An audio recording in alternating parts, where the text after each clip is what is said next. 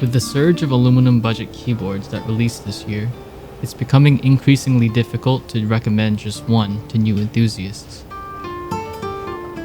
Now Epomaker is making a new keyboard called the P75, and it's going to be competing with a lot of these new budget keyboards.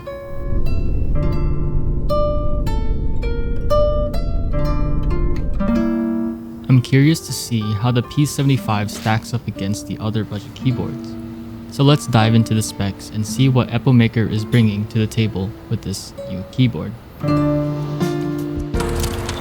P75 is a 75% aluminum gasket mounted keyboard that features an exploded layout. The board supports Bluetooth and wireless connectivity with 4000 milliamps of battery life, which is more than enough for daily usage. Keep in mind, the board features a 1000 Hz polling rate for both wired and 2.4G wireless modes, but when connected via Bluetooth, it drops to 125 Hz. So if you're planning to game with this keyboard, I recommend you to either plug it in or use the 2.4G. The PCB is 1.2mm thick, comes with south-facing LEDs, and is fully hot swappable.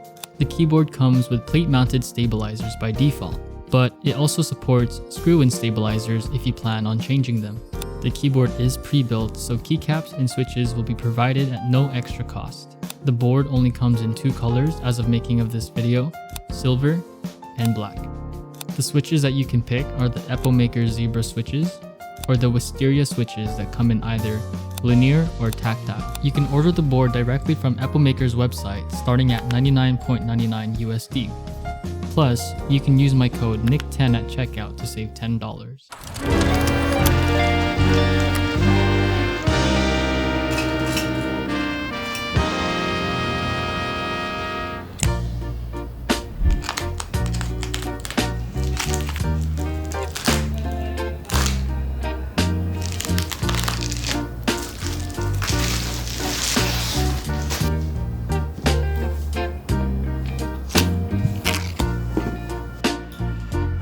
When you first open the box, you are greeted with the user manual, which contains all of the different functions that we can use for the keyboard. We also have two accessory boxes that we will put aside for now, since I want to show you guys a quick glance of what the keyboard looks like.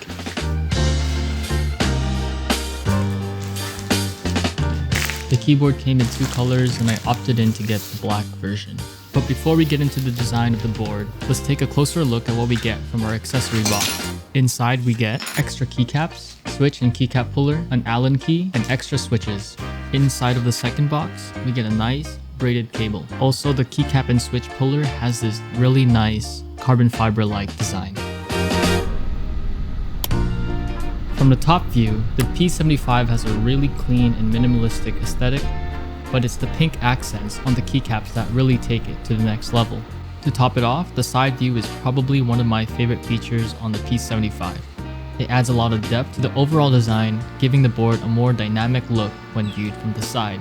It's a small detail, but I can't help but to acknowledge it. As for the bottom, it's pretty standard for a budget keyboard. You'll find the usual brand logo engraved on the case, which is something we've come to expect from most boards at this price range.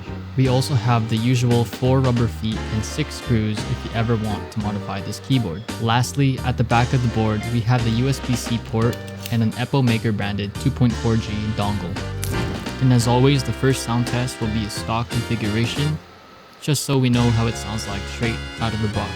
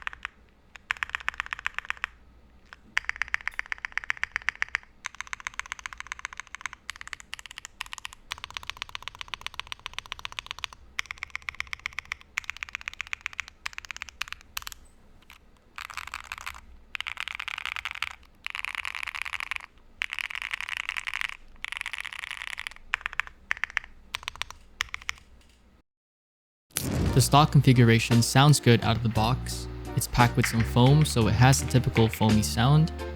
This is pretty much your average budget keyboard experience, and that's totally fine for most people. The no foam sound test doesn't sound all that great. It does sound very hollow, and I would not recommend going this route.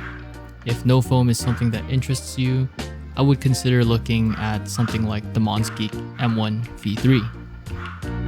The plate and case foam combo didn't really impress me that much.